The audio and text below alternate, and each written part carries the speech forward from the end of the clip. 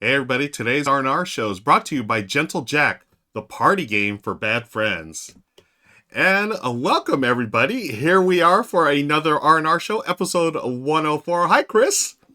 Hi, Ruel. How's it going? Oh, it's going well, my friend. And it's always a party here on the R&R Show, so I figured why That's not have a true. party game to kick things off here. Compliments of our sponsor, Gentle Jack. Chris, this is a game for bad friends. I don't know if we're actually bad friends. I like to think we're good friends, but I don't know. Yeah, you know what, Ruel? I would still play this with you, with a caveat that I will slough off the bad friend moniker, Okay, or I'll just try to be as big of a naughty bad boy as I can whenever we play. I love How it. about that? I That can guarantee you that I will put on my bad boy pants, oh, as I sometimes like to do, and Gentleman Jack just brings it out of me. it It does. just makes me want to be a bad boy. Yes, you have your bad boy pants, and the game, folks, is a card game. It's a fun little a drinking game. So take your beverage of choice, and to start off, you're going to start with these gadget cards in your hands. So I've dealt my three. Chris is here. You could play this with Hmm. three or more, obviously, but just for the sake of this quick run through, you're going to take a card. You're going to draw from the deck for the gadgets, and you're going to have these different cards here. Cards that they might be charms, they might be boons, but I'm going to play this card here because I'm going to be a bad friend, Chris. I'm going to play the Plague Doctor Rat. So this is what the card looks like here. It says, curse them all. Make every player draw an omen, except you. I wore a mask. So, I wore a mask. So you play a card, you just discard it, and then the omen will go to Chris. It is a charm right here. It says, double, double toil and trouble, the unfortunate. Each time Chris draws a Hey, that's gadget card, backers. I you like that must one. draw an omen as well. Oh, no. Okay. So, that's the end We, of the we saw in turn. the comments too. I don't know if I said Gentleman Jack. I probably did, but it's Gentle Jack is the Gentle game. Jack. Gentleman Jack is a That. bourbon. I think we're already just. I'm just showing what sort of thing I might be drinking. A sweet Gentleman Jack, a Exactly. sweet bourbon while I play this game Yes, and as you would be well. asleep within 5 minutes after playing this game. But anyways, yeah. So I just played a card. Now Chris has a charm in front of him. It says each time you draw a gadget card, Chris, you must draw an omen as well. So here's Chris's hand. He's got Dead Man's Wrath, attacks on it, and he has a boon here called the Inhaler. So the Yeah, I Inhaler do. says, use this card to dispel any single charm, either from yourself or from another player who's become a bit too much to handle. Okay, so these boons, they're like a shield, they protect you. So if Chris wanted to, he could have played this on his turn in order not to take the unfortunate, but we'll say he Hmm. didn't. So he's going to draw a card, and because the unfortunate, he now has to draw an omen card. Each time you draw a gadget card, you must draw an omen. So he's got now two omens in front of him. Sorry, Chris. I ain't Chris, scared. Oh man. oh man, you have the crone. So the crone is, I'll show you a little close up of the omen card here. That was my nickname in high school. To The be crone. fair. Yes. Yeah. You must now play with your eyes closed. Every time you peek, take 3 sips, Chris. So there it is. That's your omen. And I don't know how you would play this with your eyes closed, but you're gonna have to figure out. Oh, you open your Oh eyes. yeah, I Yeah, just get my good friend to read the cards for me and trust exactly. that you're not lying because you wouldn't be a bad friend to me. You'd be a good friend to me. Naturally. Oh yeah, Naturally. easy omen. Easy omen. I could take care of that, no problem. Give me something challenging, baby. Okay. I'm ready to take all the omens in this game and see Okay. how many disadvantages I can get and still win. All right. I like that. So we'll say that Chris will play the Headman's Axe. The Headman's Axe reads, this is a boon. Use this boon at any point to dethrone any royal charm such as princess or cake, dispelling their charm, making them draw an omen. Oh, this is not princess or cake. This is not a royal charm. So you can't play that. Sorry. Someone led Well, you my eyes astray. were closed, well. That's not That's my fault. that's right. But how about the I'll just try to play another one then. let's try the Inhaler. Use this card, like I said earlier, to dispel any single charm, either from yourself or from another player. So Yeah. you have a choice of dispelling the crone or the unfortunate, Chris. So I don't know. Well, wouldn't those be omens and not charms? Oh, the charms are the ones with the little symbol Oh, here. gotcha, gotcha. Yeah. So so that's being played, and I guess you can play with your eyes open now. We'll discard this one, Chris. How about that? Okay, thank you, Ruel. You're welcome. But you know what? Just for the additional challenge, I'm going to keep them closed. Okay, nice. I love it. And then this is how the game plays, folks. You're going to continue until you've gone through either one of the decks, and then the player who ends up with those most gadgets at the end of the game wins. So there you go, Gentle Jack, our sponsor today. Chris, thanks for playing along through the magic of the internet. Thanks. You know what? Thanks for having me, Ruel. Thanks for Always. having me. They said on their campaign page you can follow. There'll be a link. You can go follow that campaign page. They said it's reminiscent of Monkey Island, and I said yes, please. I love Monkey Island, so that got me excited to think about the cheekiness of the game for sure. I love it. It is a cheeky game, that's for sure. Okay. Thanks, Gentle Jack. Gentle Jack, folks. Thanks again to Gentle Jack for sponsoring. And hey, we've got a great show today. As always, this is our top 12 forever games. And we're going to be talking about our combined top 12. Chris, myself, and Rahdo.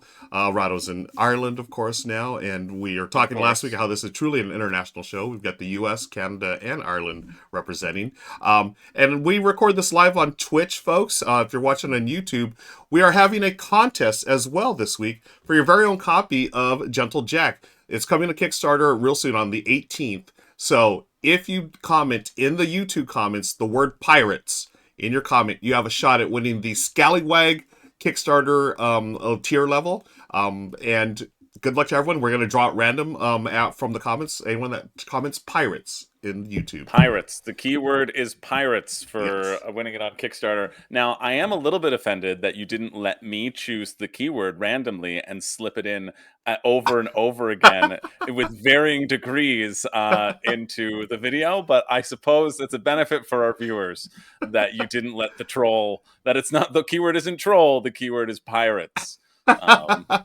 I miss those days, Chris. Pilates. Pilates. The keyword's Pilates. Yeah. I miss those days when you would sneak in the word and sneak it in constantly. It was the best. Now I just wait for you to rant about a game that you truly don't like last week. That's true. Well, with Richard giving me picks, it's always a guarantee that there will be one. I love it. Nice. Chris, how's your week been? Has it been a gaming-filled week, or I know we were talking offline about a video, but I don't know if you want to reveal the contents of that just yet. No, I don't, because that means I have to put it out sooner. Oh, okay, then we will not talk about that offline conversation. No, that's just to give some mystery. No, it's been pretty good. I've just been counting down the days until I get to see your shining face once more, Ruel. Hey, that's pretty much all I've been doing. That's I filmed a playthrough with some friends that'll be coming out later in nice. April, so that'll be fun. Just of Hollow Pact, the Beast sequel. So nice, that was pretty fun. Okay, and it's funny you mentioned Demon Mask the whole time. Yeah, I was the Beast. I was gonna say it's funny that you mentioned just thinking about my face all week long. I do the same thing, Chris. We are in the same boat. I cannot wait to see Chris's face. You think about your face? I do think about my face. Like I can't wait to see Chris thinking about my face for the next week. Yeah. Oh yeah, for sure, 100%. Yeah, that makes sense. Yeah, folks, if you're watching live, thank you, and if you're watching on YouTube later, thank you in the future from our past selves. We are going to be talking about the forever games, and we want to talk about our top 12. Rich is going to continue afterwards with his entire top 10. Chris and I will talk about some honorable mentions that we have, and also that you have the live viewing audience. So please be sure to stick around for that. And I think we might as well just jump right into it, Chris. As always, we'd like to talk about our process of how did we get to Forever Games. And I should mention the Brothers Murph. Shout out to Nick and Mike. They recently did this video, and as you might have seen Richard's little trailer, he was talking about how excited and how much he's been wanting to do this type of list. But let's talk about our process, Chris, is how we got here with our games. Well, I was going to go over to the Brothers Murph's video and just take their list and then see how long it would take for people to realize. I decided not to do that. I really wanted to, but I think it would lose a little bit of because we break it up between me, you, Richard, me, you, Richard, and so I didn't think it would land as well. So for me, but they did inspire this list, and shout out to them. They had on their list. They were like, there can't be any expansions. And that was one of their criteria. And so I was like, okay, I'll follow that criteria.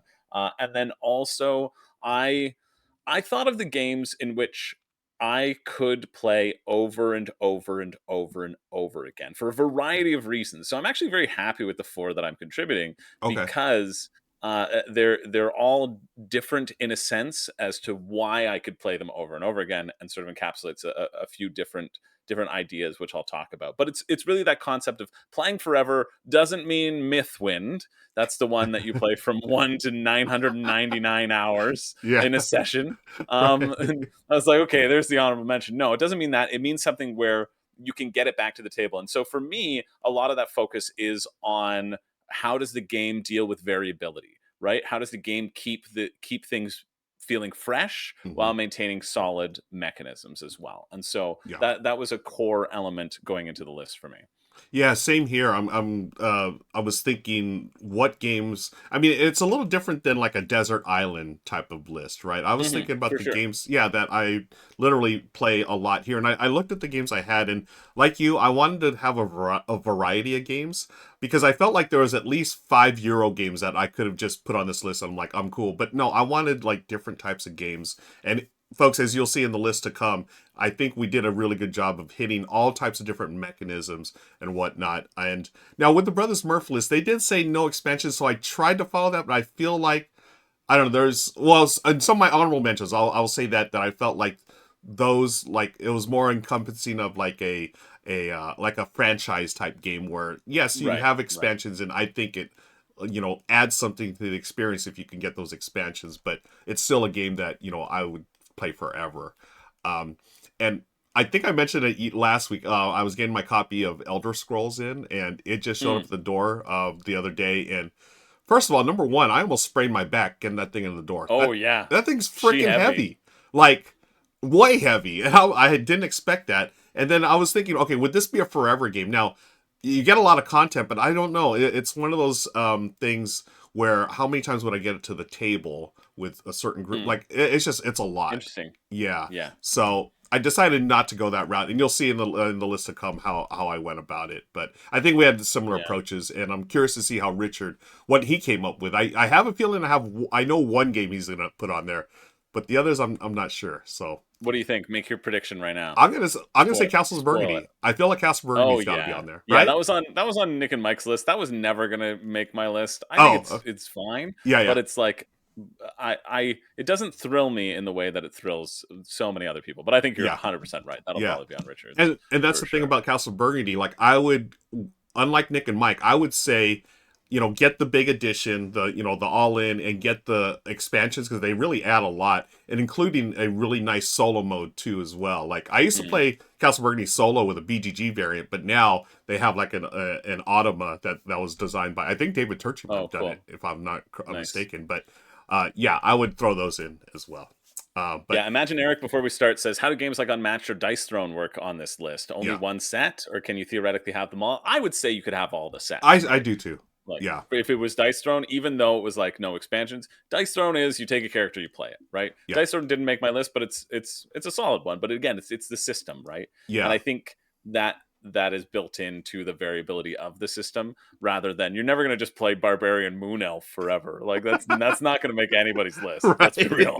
Um, but it's a good starter set. You Yeah, know, I'll play some of them. That's how I started. Those were the first two characters that I played, and it was yeah. great. It introduced And them to me. well, like with Unmatched, I would totally say all characters up release up until that point because that's the whole it is a system, a game system, and I think it really the characters do enough they're different enough where you're going to have a different experience, especially when you throw in the Unmatched Adventures, the cooperative version, which I finally got to play for the first time, and I loved it. It was an instant Mm, hit. I thought it was fantastic. nice. It was still Unmatched, but now it's cooperative, and I soloed it, of course, and yeah, I Hmm. thought that was awesome. Um, Nice. Bing asked in JW chat. Spiker says, Oh, "Oh, go sorry, ahead. sorry." Yeah, Yeah, says, "Is Rahdo ever on these live streams anymore? He's in Ireland. he's He's a asleep by now. Come yeah, on, let's be real. He's exactly. I'm he's he's out in a field, doing some grass angels and letting the sights and smells of the stars lull him to sleep. You think he's gonna get on with us chumps to have me disparage his choices in person? Absolutely not. It's much better for both of our mental health. Yeah. Really. And now I'm gonna have that image of Rahdo doing Earth Angels for the rest of the week. Thanks, Oh yeah, Chris. 100%. Yeah, it's just, he's in. What else are you gonna do in Ireland? You saw the view. Exactly. Bane was asking, what about expansions that fix a game, such as a Feast for Odin? Like, I'm okay with that. Like, if you're gonna talk about a forever game, I want the best version of that game moving forward, whether it's an expansion or some rules tweaks or whatever. I don't know. What do you think, Chris? Yeah, I think a lot of people claim that expansions revolutionize and fix the game. I like base Feast for Odin. Like, I think Okay. that's Yeah. that's fine, Hmm. and so that's my whole stance of expansions.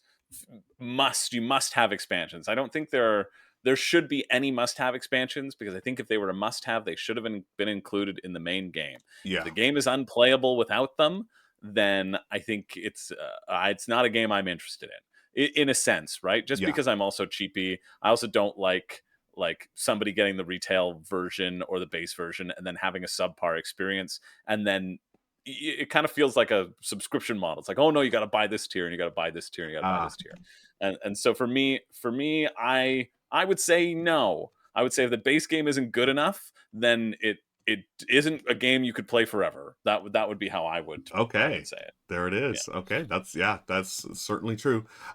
We got a bunch of other things, folks in chat talking about. We're going to get to those, but why don't we kick Hmm. off our list, Chris, of the top 12 forever games, along with Richard. He'll be joining in just a second via video. And Chris, Yeah. you've got number 12 today. All right, so number 12 that we got going on is one that I have been playing recently with a lot of expansions, and Ah, and playing through all of the different expansions recently. But I wanted to include it on the list because even through those expansions, it has all but convinced me that the base game is just so great on its own as well. I enjoy playing with the expansion content for sure, and I'm excited to play the last expansion that I haven't on its own, Mistwood, and this is Everdell. nice. Everdell, I love Everdell. It's my top 10 games of all time. I had to refrain from only putting games in my top 10 games as well on this list, Hmm. because obviously I like them so much. Obviously, I could play them forever because they're in my top 10. They're just perfect to me. But Everdell, I wanted to include as this sort of honorable mention shout out. And there's some similarity to my number one on the list too. It's something that I just love diving in so much. And I think a lot of that has to do with the tableau building aspect of it. Hmm. Because you are creating this tableau every time, because you have restraints on the tableau and restraints that you often hit, you will have a different composition of your tableau each time. And and I just love the core loop of it. There's something so satisfying about the game. This is a game where I have never not finished last. I always finish last. Ah, Uh, everyone who I play with goes and takes a 5 minute break because I have so many turns to do at the end. Just in terms of how much the action economy you can generate over this, and I put that out not to be like, I'm amazing at Everdell, which I am, but I put that out more to put out that, like, I don't like player elimination in games. I don't like people sitting out, but I think with Everdell, the core loop of it is so great. The speed at which you can quickly solo it yourself near the end too. You don't have to worry about player elimination.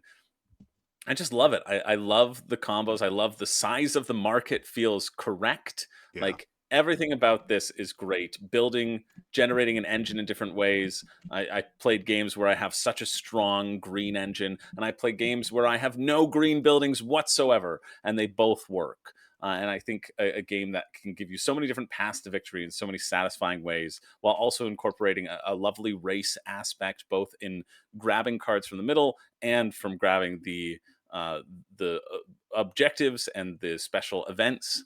It's fantastic. It's so Yeah. good. I would play this game all the time, over and over. The We've been playing it, like, my buddy Zach and I often play games together, and the end of the night we're usually like, it's been so Everdell.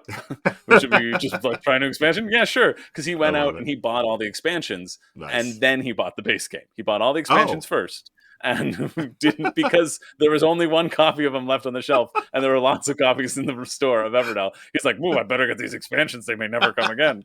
But Nice. yeah, also it is reinforced to me how absolutely ludicrous the complete collection is, how stupid the largeness of that box is, because Yeah. Zach has gotten it all in basically to one box. And I'm like, Wow. get over yourself, Wow. Everdell Complete Collection. If you want to make me hate my favorite game and like never play it again, yeah, then you should get it. But otherwise, I think you could play the base game forever, and it's so good.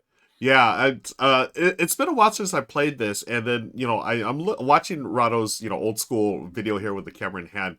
I really Hmm. enjoyed this when I was into it. It's been so Yeah. long, but I mean, table presence. It's got one of the most beautiful trees and the artwork and everything by Andrew Bosley. Just one of those just beautiful games to play, and the tableau building I enjoy too as well. And I got to mention that turn order thing. I really like that. And Tapestry end up doing it as well, where it's Mm. variable, right? We don't all end our turns at the same time. And I remember when I first played it, I don't remember if I'd ever played a game like that. It was so new and fresh to me, and I still like that in games. And this one is like the prime example of that. Of hey, can I extend my turn for longer than you in order to do stuff, and if I can get the right synergy going and stuff. Something to think about. I really really love that mechanism in Everdell. I do want to ask chat if you've played with all of the expansions together at one time. Because you're not supposed to. It's Right. like inherently broken, it says. They're like, you shouldn't do it. They're broken combos. I found definitely some of these broken combos. But Oh, I want to know, like, if you played it, if you enjoyed it, and what your scores were. Because I got 180 points. And 180. it felt Oh like my, the most insane thing. oh I my was in gosh. spring while people were in autumn. Oh, I had the wow. axolotls, and Yeah. I just like got these double resources, and I chained things together. I got one where I got to give away cards every time I drew cards for points, and Oh then I my had one every time gosh. I got pearls. I drew cards, and so I was just chaining these things together. It was amazing. That's Zach and insane. Colin hated me, but I want to know. I want to know if like you've experienced the brokenness of all of them together, and if you like it. Like I wouldn't play that way all the time, but it was fun to experience, and then Yeah. I would just like incorporate whichever one I That would want. that is insane. I never really thought about doing that, and I mean, 180 points in that game. That's wild. So folks, yeah, drop in the comments below if you've done all the expansions. Chris, I Hmm. now I'm behind the loop here, but does it have a solo? Did they implement a solo rule set as well? Yeah. Oh, Yeah, okay. there's the solo version. There's a solo version in the base version. So my mom got Oh, me the collector's edition for Christmas one time. So I think okay. maybe the solo's in that one specifically. But Okay. you get rats. They're Rugwort the rat who you're facing, Yeah. and there's a dice element of rolling dice and denying you stuff. So there's definitely some solo Okay. elements. And it's one Cool. of I haven't played it solo, but Yeah. I love it so much that I would play it solo. And Yeah. that's saying Yeah. something because I don't play solo games. Okay, yeah, that's what I was wondering because I know you're not a solo gamer, but for me, or Mhm. people that are solo gamers, I was wondering what that experience was like. But it's always I always love seeing solos built in the rule set rather than trying to track one out on BGG, which is fine. I have no problem doing that, but I really do prefer the official ones that they have. But Yeah. Yeah, for sure. yeah. Awesome choice for the number 12 to kick us off, Chris. Well done. Let's move on to our number 11. That's going to be me. This is my all time favorite dexterity game. It is Crokinole. I love Crokinole. This is, like I said, my all time favorite dexterity game. And I had to put it on here because this is a game that I literally can play forever. It is a game that I always have around. It is something that I'm willing to bust out. And now taking it to like a game shop or an open game night, I don't know if it's because it's a bulky board, right? But I have Mhm. this here at home, and I'm always willing to play it. And we're watching Kimberly. I love her video on Crokinole. You should check it out, folks. That's Tabletop Tolson.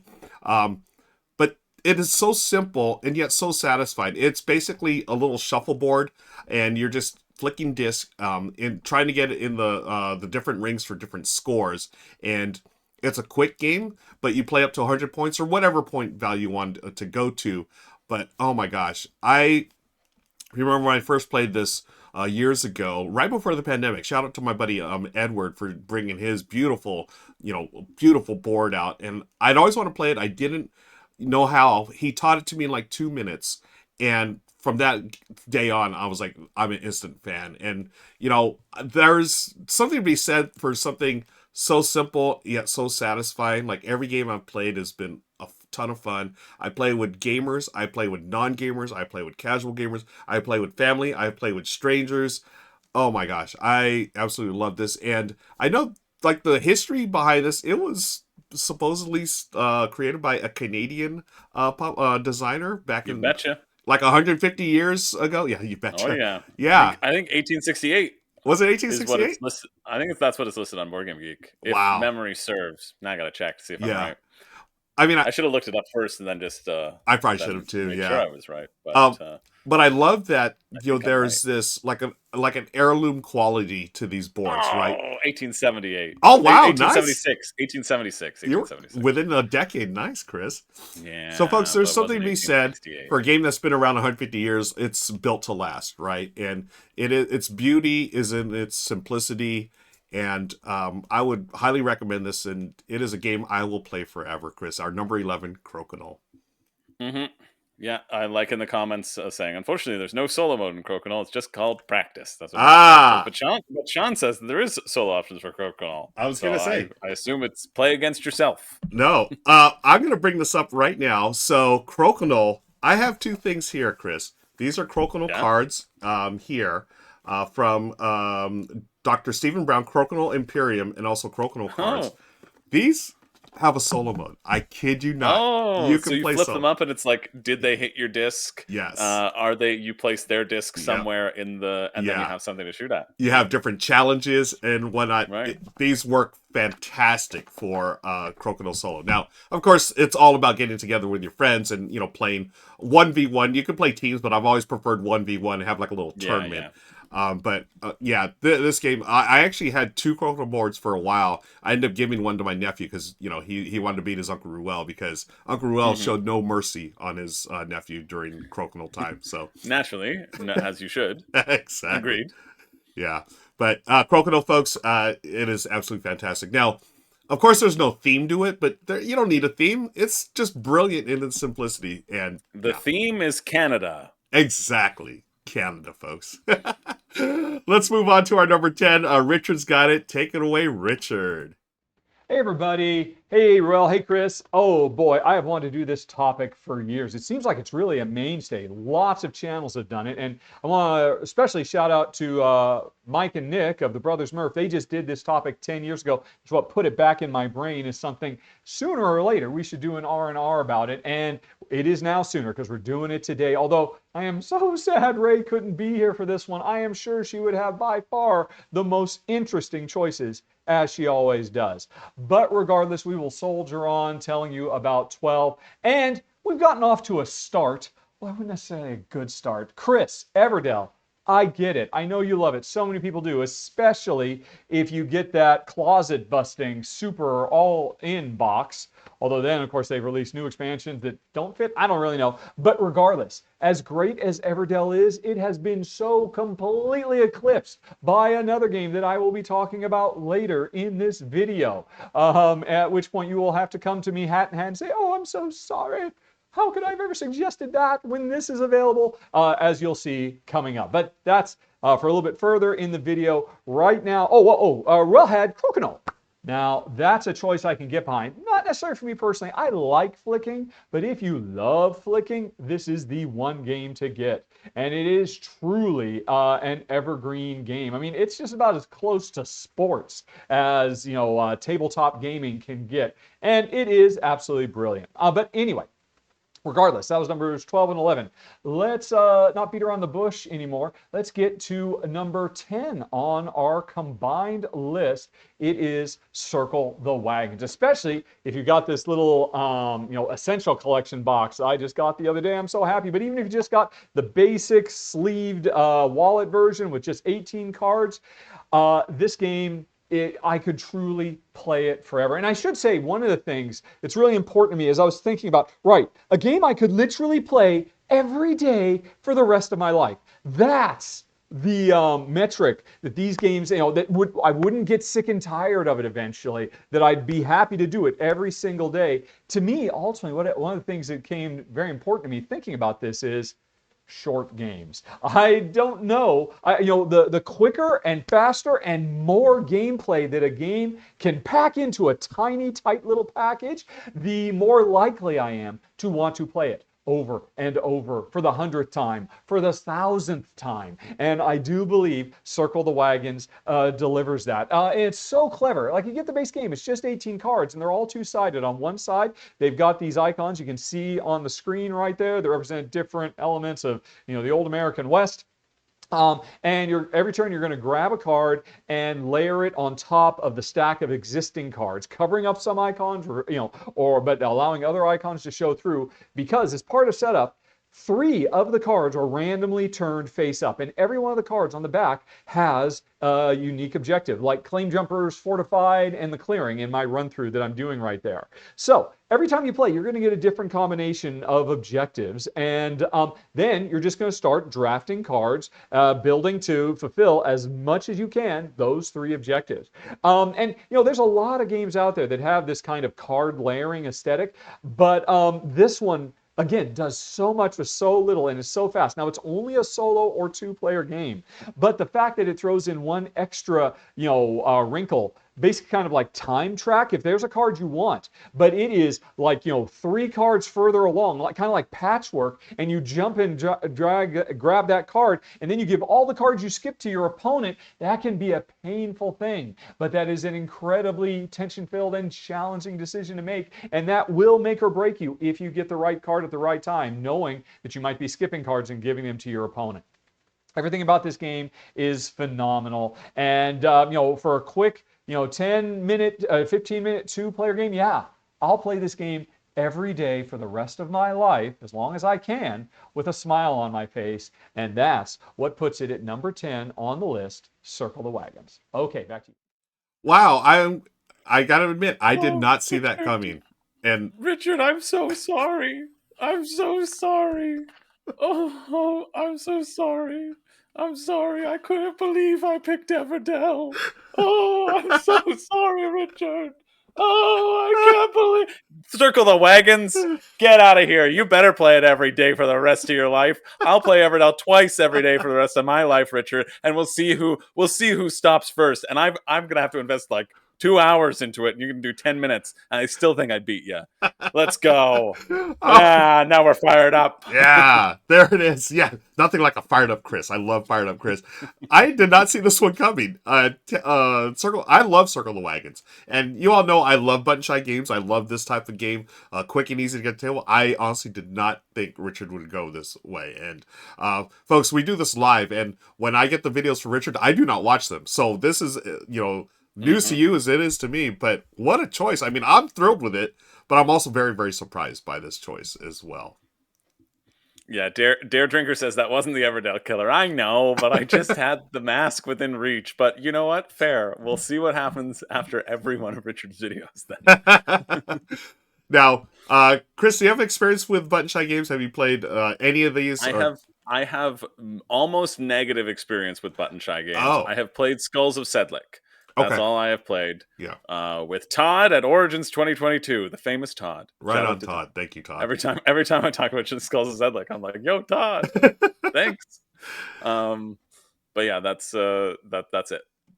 That's all. Yeah, I would highly recommend checking out their games, Chris. They're surprisingly. The problem is that like shipping to Canada is like $15 for one of them, and because of that, it's not like the value proposition that you would get in the States, where it's like, oh, okay, it's $12 and like shipping's like $5.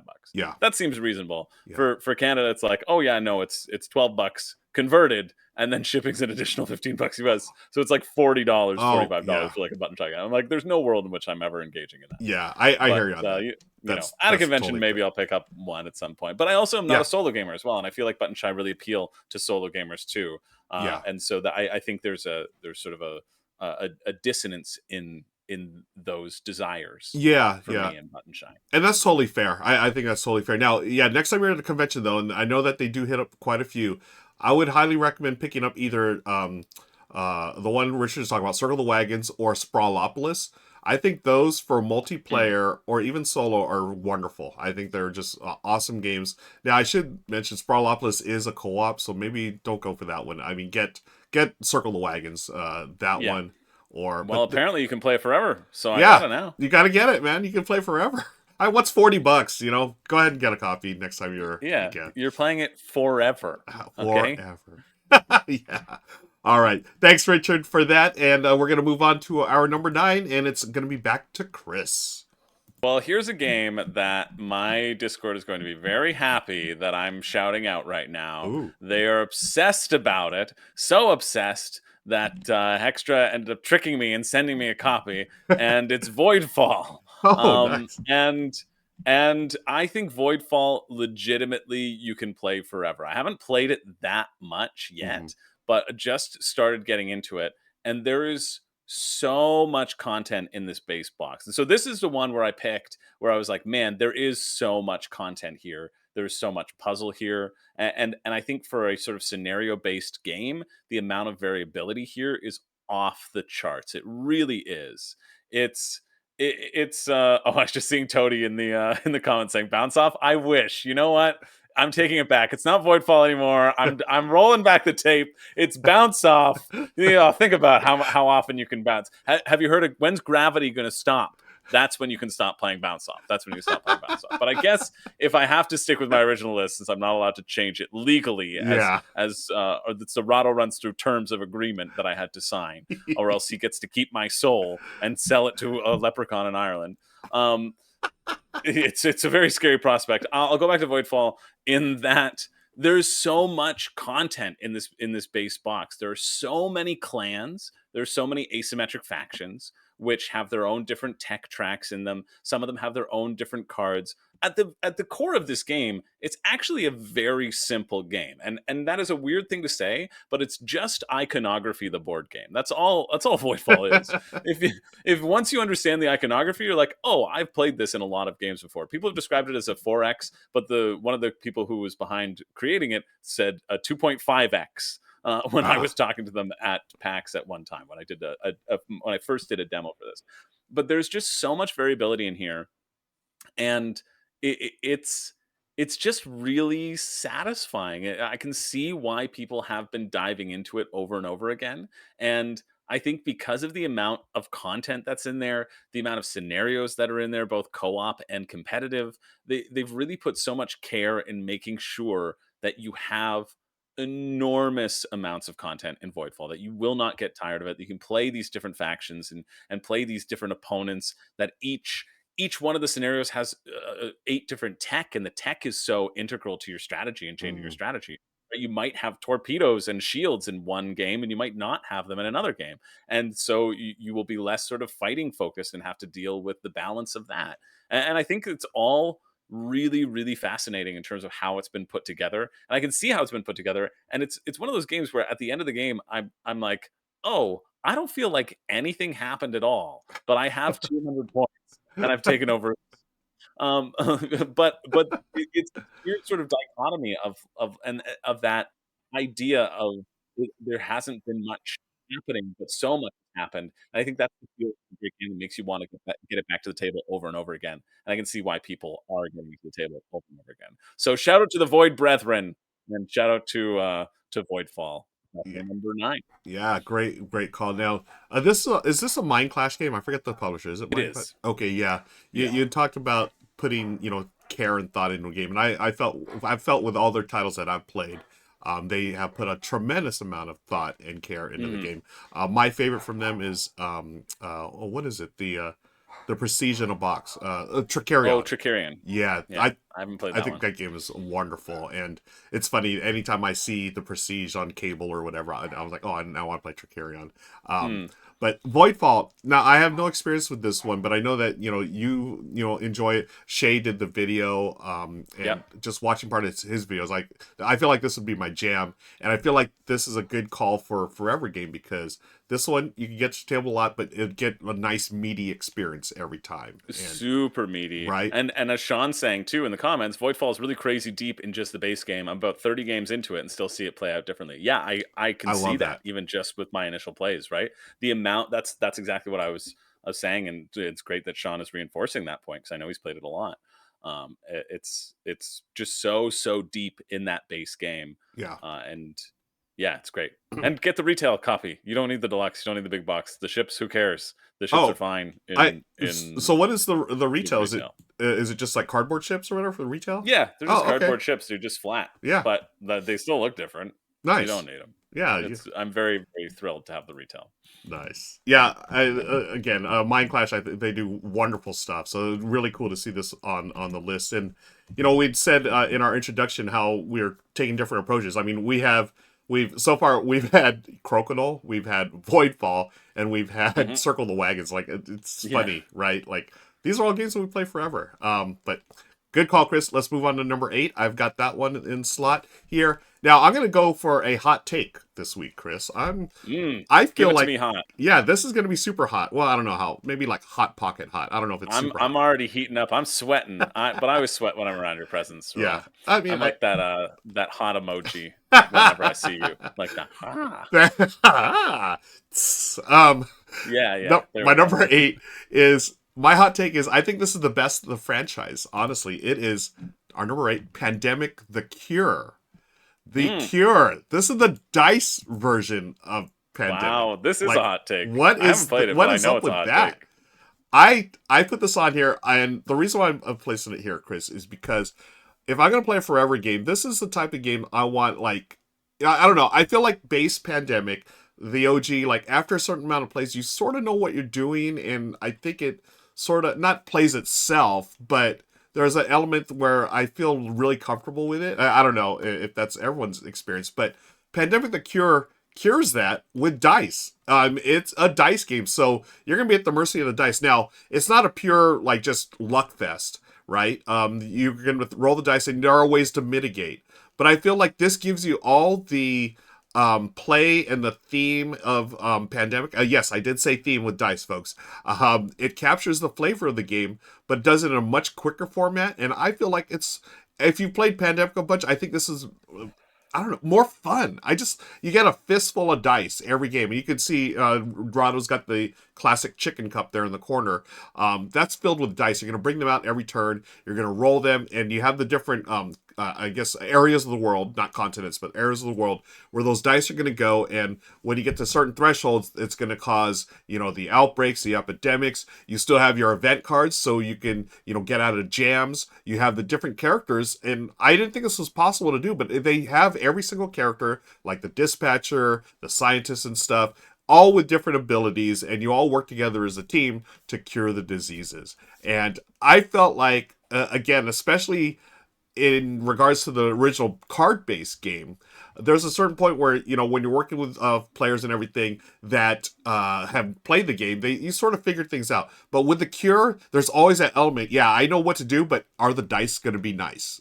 Sometimes they're nice, sometimes they're not nice. But even if they're not nice, you have ways out. But I do like that luck element, and it puts the thrill back into Pandemic for me, honestly. And I love this game. I will never get rid of it. I've played it forever, and like any other good forever game, in my opinion, it has a solo mode, and you can totally play this by yourself, and it's a lot of fun. I love it, and that's our number 8, Pandemic: The Cure. My hot take for the week. I think it's the best of the franchise, Chris. The best of the franchise, and the number 8 game that you can play forever and ever and ever, which, thankfully didn't happen for COVID. Yeah, right. Have you played this version of Pandemic, Chris? I've never played it. No, never. No, I've just played base Pandemic. I've played Pandemic Iberia, and I played Legacy Season 1. Yeah. I mean, Legacy Season 1 is one of my all-time game experiences, right? But so good. Yeah. I mean, how many times can you play? You play the Legacy game, you're done with it. Yes, you can play with a board afterwards, but the experience of the narrative, you can't do the narrative over. But Pandemic: The Cure, folks, all you need is you get that fistful of dice, you have a new experience every time. It's a ton of fun. Highly recommend it, Chris. Definitely check it out if you get a chance. Check it out right after you buy a Button Shy game in Canada, and I'm sure you'd like this one. There we go. Okay, let's move on to number 7. Back to Richard. All right. Continuing on, Chris, Voidfall. I don't know. Again, not for me, but I really look forward to watching this episode later, since, of course, I'm pre-taped, to hear what it is about this that puts this on such a high pedestal for you personally. I mean, I know Shay would probably agree with you. Folks can check out the excellent run-through he did for the channel, but yeah, not my cup of tea. And then, well, Pandemic the Cure is a big surprise. Personally, I'd probably take one of the other various spin-offs of Pandemic. I like The Cure, but it's by far not my favorite at all. There's much more exciting variants of it to me. But hey, to each their own. And I mean, if you love rolling dice, there are a few games that let you roll as much and feel as much tension. So that's good. I guess I can't complain. I take it back. Excellent choice, Ruel. And Chris, I'll allow it. But anyway, that out of the way, let's move on to our combined, what am I? Oh, I'm number 7, I think. Yes, I am. And I'm going to be talking about Mindspace, a criminally overlooked roll and write from 2023. I think it made it into my top 10 for 2023. This is maybe the best game in the entire catalog from All Play, a publisher that is really specializing in making highly replayable games that are very, very easy to teach and fast and fun. And like I said, this might be the best thing they've ever done, and I love it to pieces. Now, continuing with what I said earlier, to me it's very important that these games, if I'm going to play them every day, that they don't overstay their welcome, but they give me enough new experiences from game to game. And this has so much going on. We're basically trying to map out the brain. And the different colored, different colored pens that we're using in this roll and write represent different parts of our psyche, and every color that you draw scores in a different, unique way. But every time you play, as you can see, we've got passion project, empathy, and I'm covering up the other objective. There's always going to be a collection of 3 different objectives that get thrown into the mix, along with all the unique ways that the different colors, whether colors want to be next to other type of colors, or if they want to be in completely enclosed sectors of the brain. There's all kinds of different things.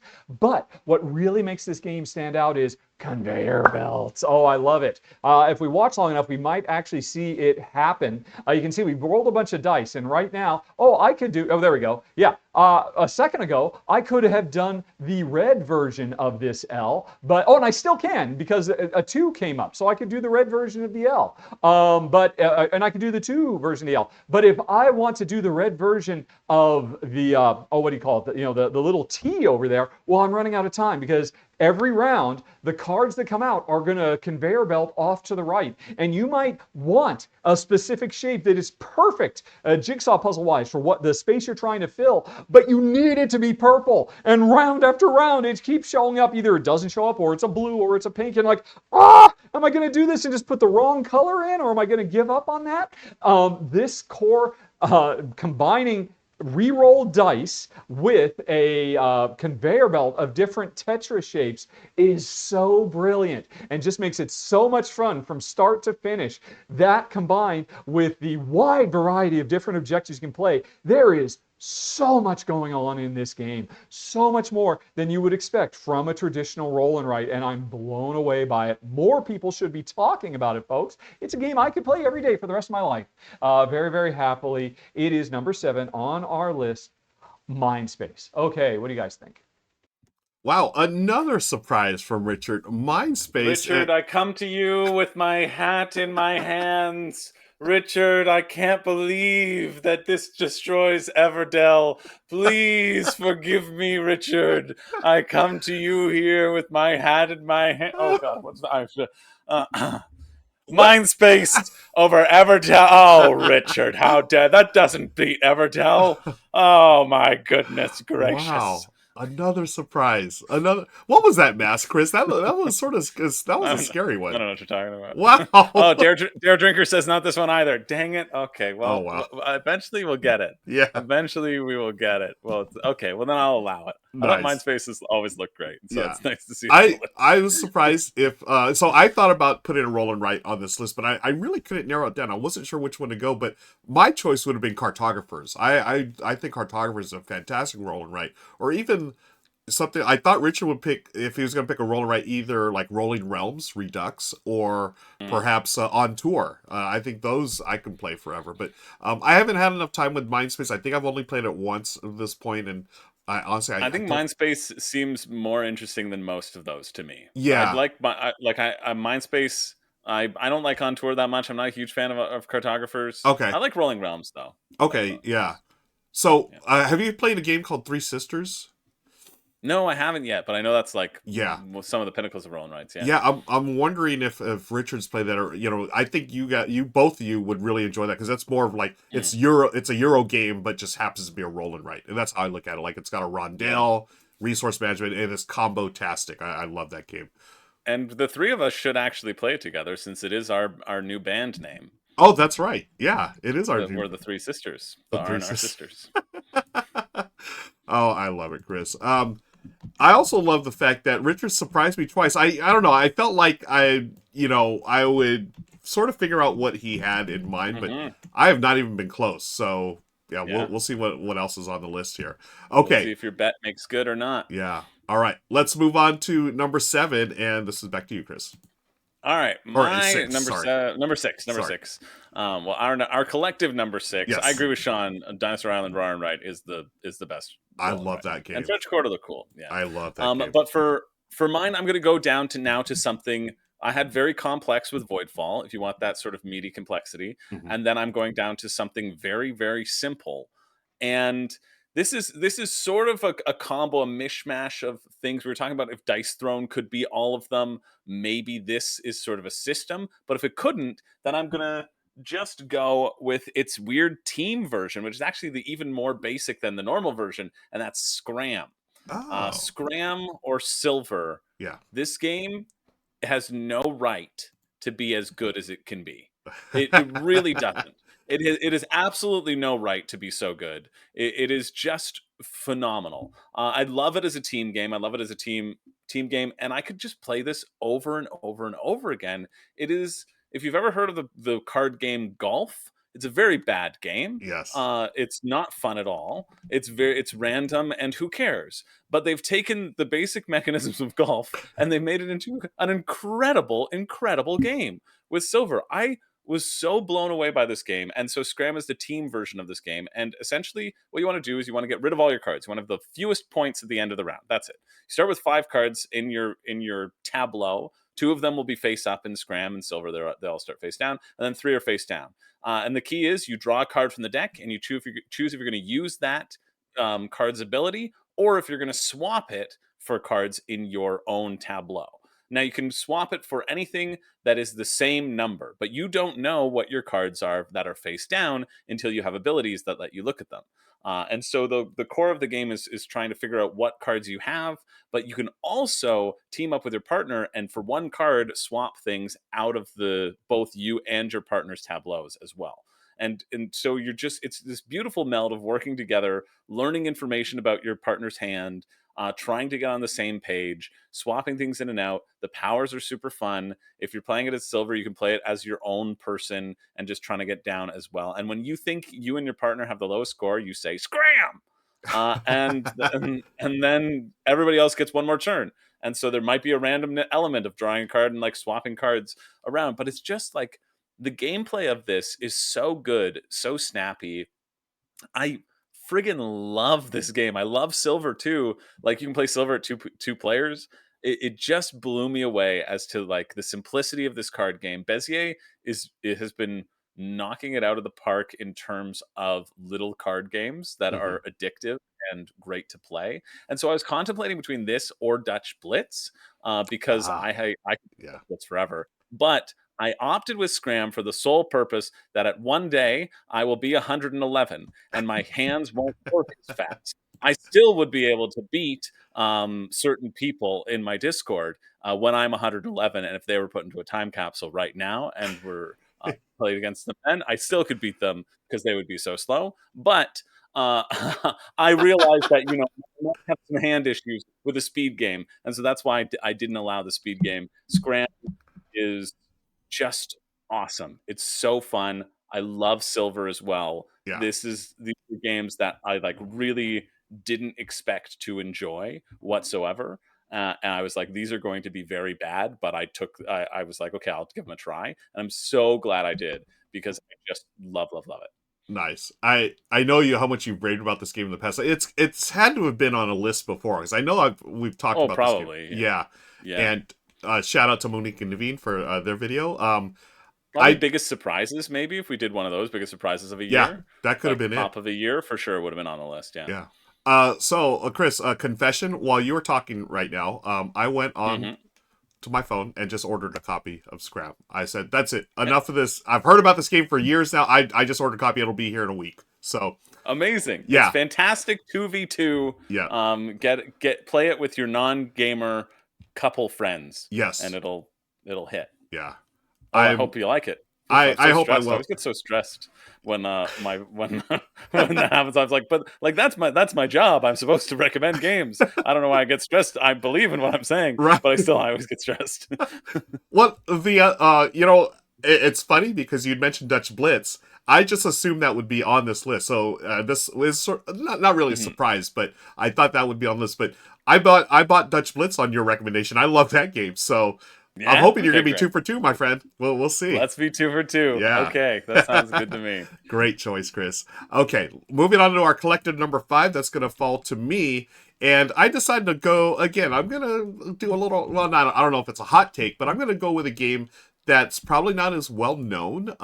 But our number 5, collected number 5 for Forever Game, is a game called Sun Tzu.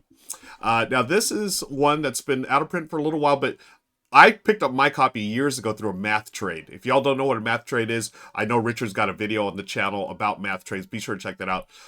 But you can still find it on the secondhand market, and I highly recommend it. Sun Tzu, this is my buddy Daryl and I playing on Gaviola Game Day a few years ago. This is an area control game set in ancient China. You have the different provinces you're trying to take over. This is not a game for the faint of heart. So you are not going to be turtling up in this game. You're going to be attacking each other. So I know this wouldn't be a Richard type of game, but this is a Ruel type of game, friends. And that's who's given this pick. Daryl and I play this game. We played it for years. He's my main opponent in this game. I play it with other folks, but this is the game I would play forever with my buddy Daryl, but also with other folks. In Sun Tzu, you each have the same deck of cards, but you're going to shuffle them up so they're going to come out in different ways, and you're going to play your cards in different ways. You're basically putting your cards in the different provinces, and whoever has the most is going to gain their troops there.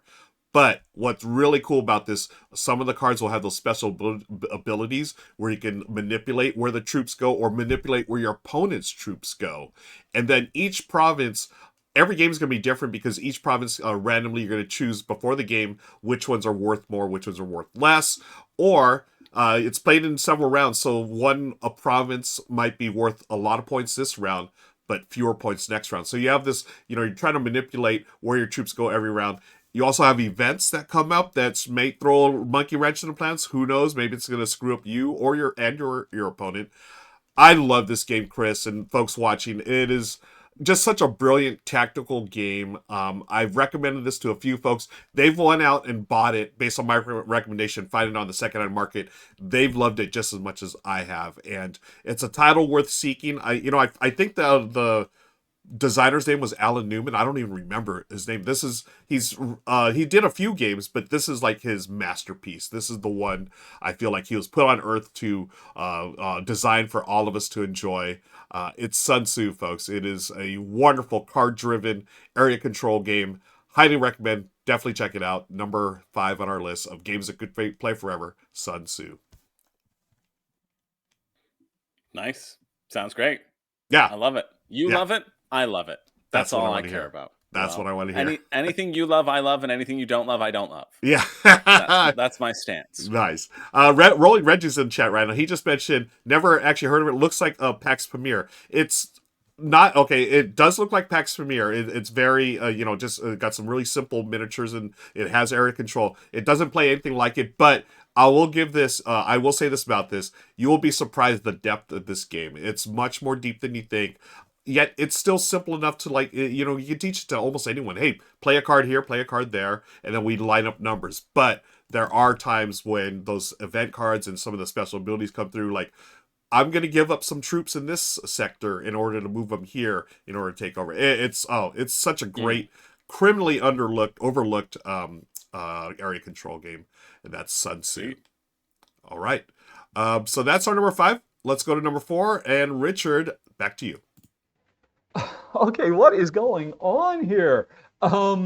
Scram or Silver and Sun Tzu. I don't know either of these games. So again, I'm excited to watch this video and find out why you guys rank them so highly. But at this rate, honestly, I am having more overlap with the Brothers Murph. Of their top 10, I believe I agreed with 2 of their 10. But with you guys, I haven't agreed with anything so far. But hey, to each their own. I am sure they're wonderful, and I look forward to hearing your thoughts on them. But folks, let's move on to our combined number 4 on the list. It's Tiny Towns. Yes, I have talked about this game so many times on the show. I love it so much. For the longest time, it's been in my top 30, although actually, Tiny Towns, I might as well announce it right now. As of today, Tiny Towns makes my top 10 games of all time because after maintaining my ranked.rahdo.com, where I rank every single game in my collection, I've been maintaining a form of that list for, gosh, I don't know, over half a decade. Last night, I completely redid it, revamped it from scratch, and came up with a radically different list than what I used to have because I came up with a new way of evaluating how good games are to me, how important they are to me, that caused me to completely redo my entire list from scratch, and Tiny Towns made it into my top 10 games of all time. And while I should say I'm showing it here with the Tiny Towns Architects expansion, there's 3 really wonderful expansions for this game, plus a bunch of little promos. You do not need any of the expansions for Tiny Towns to be a truly infinitely replayable game. I think everybody knows about it now. Every round you're going to add a different colored cube on the board. You're trying to get the right combination of cubes adjacent to each other to be able to build different buildings. And if you do that, all those materials that have been clogging up your board go away because you have such a tiny town. And so it's such a brilliant puzzle, but what really makes it stand out is every time you play, you're going to have a different combination of 7 different types of buildings you can build. And that just plus the 2 different modes, the one where pretty much everybody can play simultaneously, and the game just by super fast. It's a super filler at that point. Or the way I know Ray loves to play, the more cutthroat version where players are choosing what cubes, and you're trying to put the right cube for you but also the wrong cube for everybody else because it's a I choose everybody else follows style game. Both modes are brilliant. They offer a different feel. They work for different types of players. The game comes with really simple buildings you can build that makes it a great gateway, but it also works as a gamer game too, depending on what combinations of buildings you have, and I love it to pieces. It's a testament to how loved this game is. During the height of COVID, the developers from AEG were every day doing a live stream playing this game, and they did it for months. I actually guest starred on one of the episodes, and I almost did. I think I did beat the designer of the game at his own game in that live stream. But considering they must have already played that game hundreds of times before it shipped, and yet they were still happily playing it day after day after day. And this is a game you can play with anybody. I am hard pressed to think of anything that would top this for a game you can play forever. And yet there is one more coming, folks. But right now we're going to leave it right there. Number 4, Tiny Towns. Okay, I was just gonna say, what mask? Richard, I come to you with my hat in my hands. Richard, I am here. I am here with my hat in my hands. Oh, this is the Everdell killer. You're right. Oh my goodness. How could? Oh my God. Sorry, Mr. Ben Burson. Sorry about that. What you want to make a town? You want to make a real town, Richard? You get 15 beautiful cards and no more. Okay, unless you got the Wanderer, because then he doesn't take up a space in your city. Oh, you want to just have everybody do the exact same turn? Every turn, yeah. Then you can play Tiny Towns. If you want variability, well, try playing Everdell. It's nice you can play Tiny Towns forever because there's only one right way to do it every time, and everyone does the same thing. Yeah, for sure. Come on, you think that's the Everdell killer? Oh my goodness. Oh, maybe it's not that. Maybe it's okay. Well, I guess we'll see. I guess we'll see later. I don't know. I'm not sure. Nice. Well done, Chris. I like Tiny Towns. I love it. I'm surprised it made it to his top 10. That's great. I know how much Richard enjoys this game. I love the base game. It's a great little puzzle. It's funny because a lot of folks call Tiny Towns a roll and write. That's not a roll and write. It's basically it's very roll and write-ish, right? Yeah, wonderful The game. only way to play is the way Ray plays, though, to be clear. Oh, yeah, Whereas yeah. you choose, that is the only way to play. There I is agree. not another way to play. I don't know what Richard was talking about. That's not actually a thing Yeah. that anyone should ever do. Yeah, shout out to Ray. She'll be back soon, folks. She's out and about. We miss you, Ray, and we're gonna move on to our top 3 now, and Chris will kick it off. Well, I had forgotten that we had done Desert Island games, Ruel. Okay. And so I just picked the same thing that when he said Desert Island games, I was like, oh yeah, I picked this as my number 1 for Desert Island Yep. games. And this is absolutely my number 1 for games you could play forever. Because I have played many games of this game. This game is Seasons. Yes. This also has a similar feel to Everdell in terms of the tableau builder. And I really found that, and so I didn't, that's why Everdell was also lower on the list too, because I didn't want to just do a million tableau builders, but I feel like tableau builders suit this theme so well in terms of creating a new thing every time. Seasons is a game that you can play on Board Game Arena, that I have played on Board Game Arena, that I was the 11th in the world at, and then I played a game the other night and I lost it because I did a friggin' rookie mistake. Well, I didn't believe that he had temporal boots in his hand. Uh-oh. And of course, he had temporal boots in his starting hand, and he drafted that first. And I really didn't believe it because I was counting his other cards. Well, maybe because he used the Amulet of Water. I should have planned on that because he used the Amulet of Water to try to get it back. Anyway, there was a surprise temporal boots that you have to be planning for that I just did bet that he didn't have, and he did have it, and he beat me by 2 points. And so now I'm down to 15th in the world. My ELO took a huge hit. But anyway, Seasons is a game that there's something incredibly satisfying about it because it plays so quickly.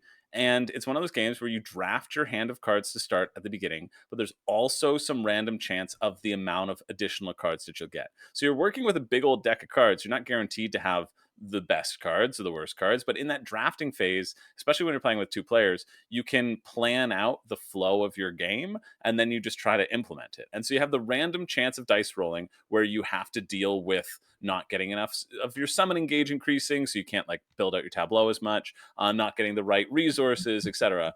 But it is a game that just I have played many games of. I think I said the number back in the Desert Island games video. I don't know if you remember it, Ruel.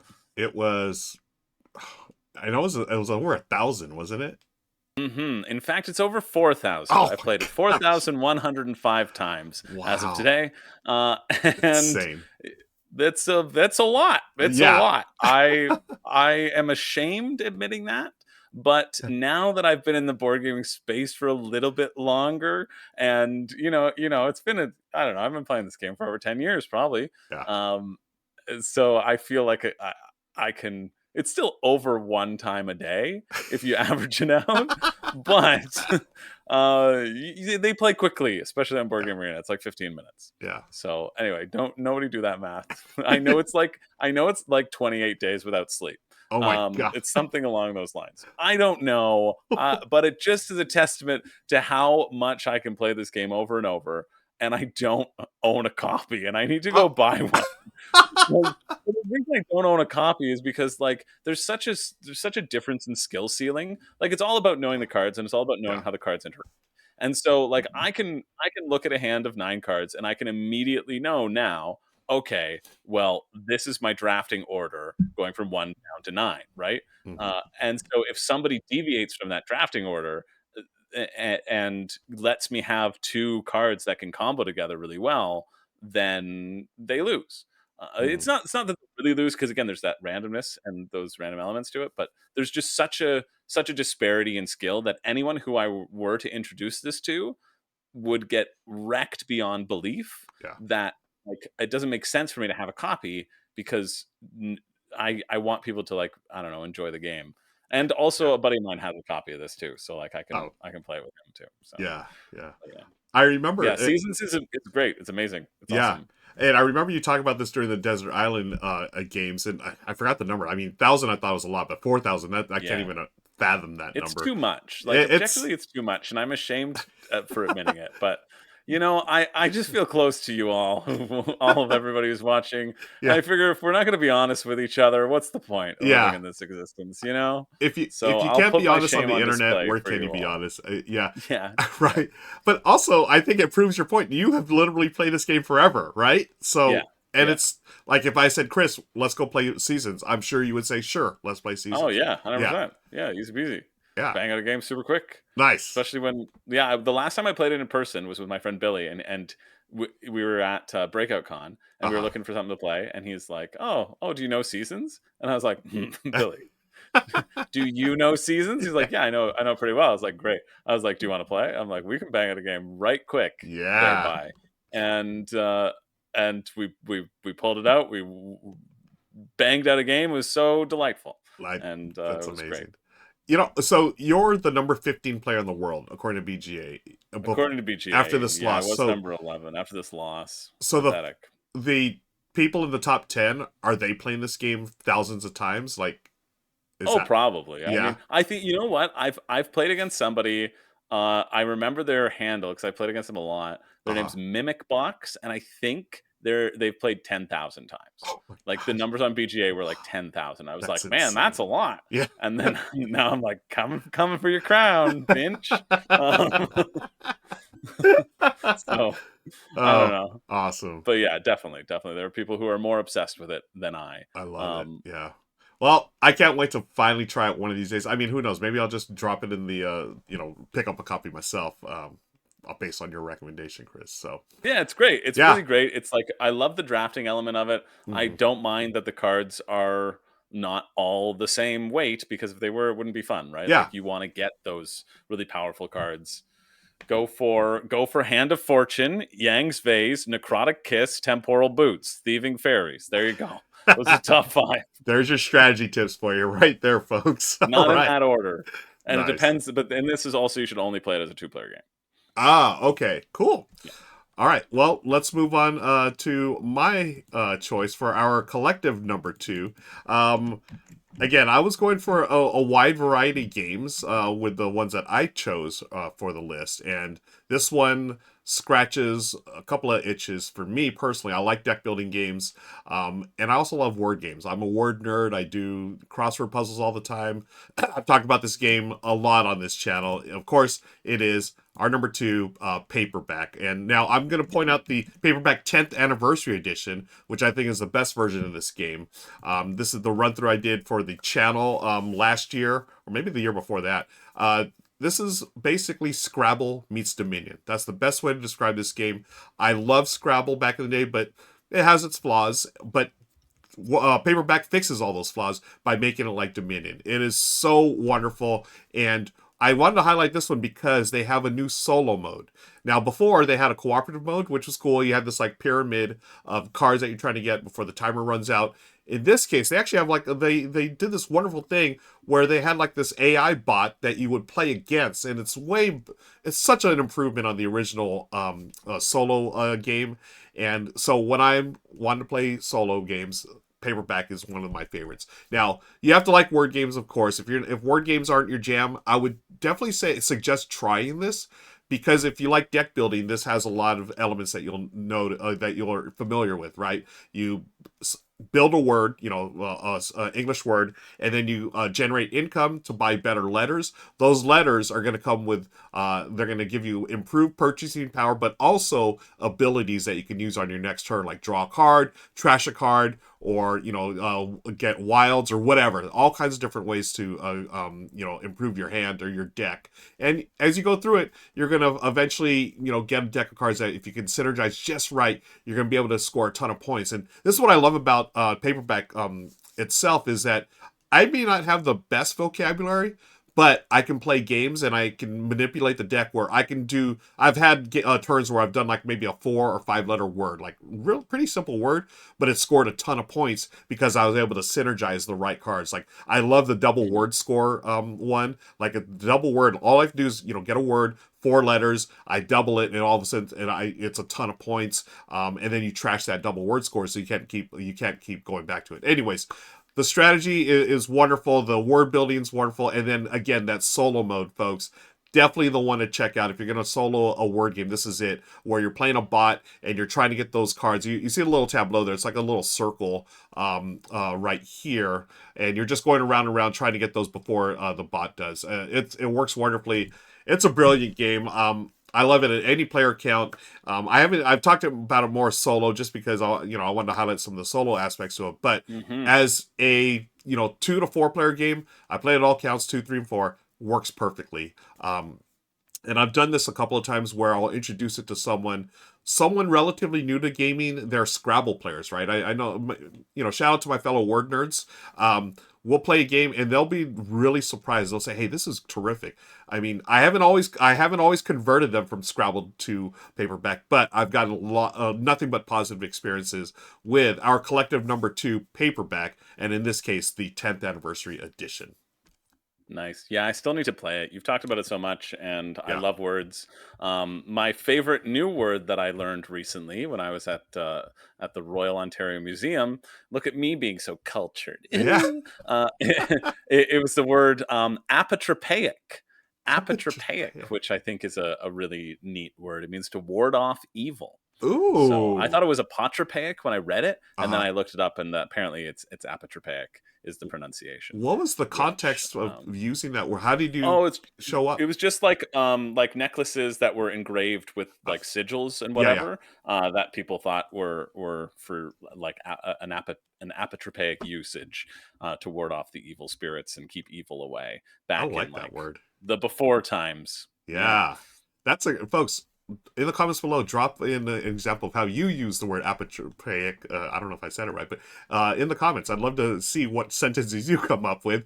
And while you're doing that, why don't we see Richard and the number 1 game on the list of Forever Games? Finally, we have some overlap. We have some stuff I can wholeheartedly agree with. Chris, Seasons, while it is a little bit, there's enough cutthroatedness in there that it doesn't work for me and Jen. I totally get that one. I could truly see that being somebody's evergreen game, so I can see why it was your number 1. And Ruel, Paperback. Chef's kiss. I seriously considered putting that one on the list myself. And honestly, if there is any deck builder in the world that is truly a forever game, it's this one. Any other deck builder, no matter how good it is, I think is sooner or later going to wear out its welcome. But not this one, especially with that awesome co-op pyramid that comes with it. I know you actually demoed the updated co-op mode it comes with as well, which is also excellent. There is so much game in Paperback. I knew you were going to put it on the list, so I could not agree more. Apparently, you specifically called out the 10th anniversary edition. That's cool, but the original version is equally cool. Whatever you can get, Paperback is absolutely phenomenal. And yet, folks, there can be only one, and I am the R&R, so which are the first R, of course. So I am saying what our combined number 1 on this list is. Folks, you might be able to guess based on what I've been doing so far. Are you ready, spaghetti? It is Shadowrun Crossfire. Oh, yeah. Again, it adheres to everything I've been talking about up till now. It's a quick game that you can get set up and play super fast and put away. That is, for me, the number 1 thing that is required for this to truly be evergreen, that I would happily play it every single day. Another thing I should say, if you can get your hands on it, get it any way you can. Don't worry if you can't get the expansion. Everything I'm talking about today, folks, the expansions are nice, but they are not necessary. If you do get the reprint that came out, there were some mistakes they made where they changed some rules from the original, but I covered that in the, I forget what it was called, the something edition. But regardless, any Shadowrun Crossfire is great. This is, actually, at this point, my highest ranked cooperative game of all, the greatest co-op game ever. It is brutal, it is harrowing, it beats you up, and it requires near perfect precision play. Oh my gosh, I just realized it's a deck builder. So I take back what I said earlier. There are 2 deck builders in the world that have infinite replay, Paperback and this one. I think I may have done more coverage on this game than any other game ever. I did this interactive tutorial to teach players how to play it better, because so many people think it's too harsh and unforgiving, when in fact, no. I mean, Jen and I, we win about 50% of the time. But the replayability in this game is near infinite, in large part because it's got a very, very slow drip feed leveling up system that reminds me of like a massively multiplayer online game where, hey, if I play a game and win, I score 3 karma points, which are like experience points that I can, if I get enough of those karma points, I can level up my character. But, it takes literally hundreds of plays to be able to level up your character big enough to fight the dragon. And you're leveling up, giving yourself permanent abilities and all that kind of stuff. And then once you've finally done that, that could be a year right there. And then, okay, well, I'm ready to retire that character and start a new one and leveling them up, etc., etc.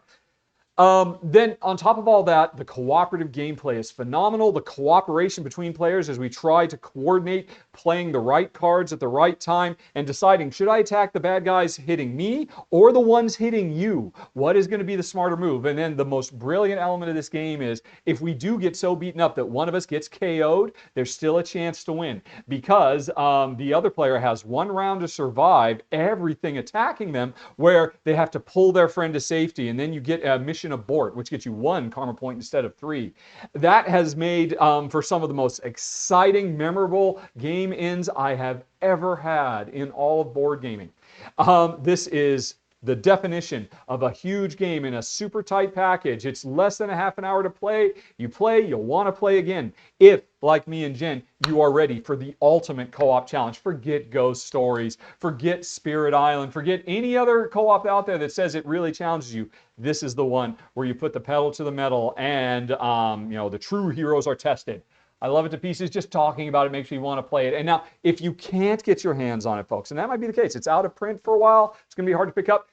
I do have some good news. There is going to be a new spin-off game coming set in the Pathfinder universe. It's called Runefire. Instead of Shadowrun Crossfire, it's going to be Runefire. And it's basically Shadowrun Crossfire, but with fantasy stuff. That's going to be crowdfunding later this year. I'm hoping to cover it, but even if, I don't know what's going to happen with it, but Shadowrun Crossfire is one of the all-time greats. It's our #1. But folks, I'm not done yet. I've only told you about 4 games. Same with Chris and same with Ruel. I've got 6 more to tell you about, including the one that completely destroys Chris's top choice. So let's cut back to the guys, see what they say. And after we're done with this countdown, I'll be back with 6 more games to rapid fire my way through, including some big, heavy games too. All right, back to the guys.